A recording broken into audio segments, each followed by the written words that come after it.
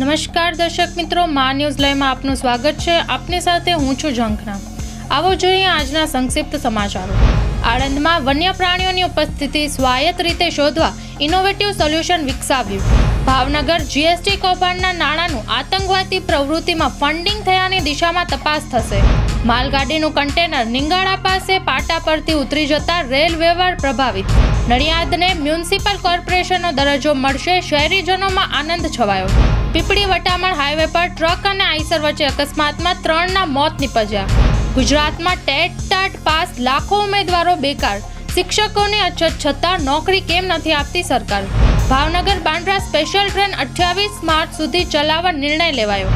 રાજકોટમાં ઓર્બિટ લાડાણી ગ્રુપને ત્યાંથી 250 કરોડના બિનહિસાબી વ્યવહારો મળ્યા. પોરબંદર છાયા નગરપાલિકાને અપગ્રેડ કરી મહાપાલિકાના દરજ્જાનો નિર્ણય લેવાયો.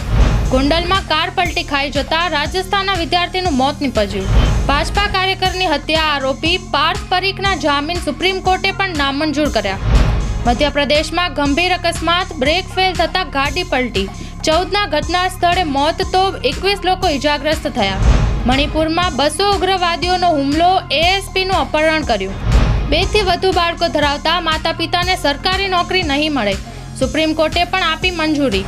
ઝારખંડમાં મોટી દુર્ઘટના, એક્સપ્રેસ ટ્રેને 12 મુસાફરોને કચડ્યા, 2 લોકોના મોત નિપજ્યા.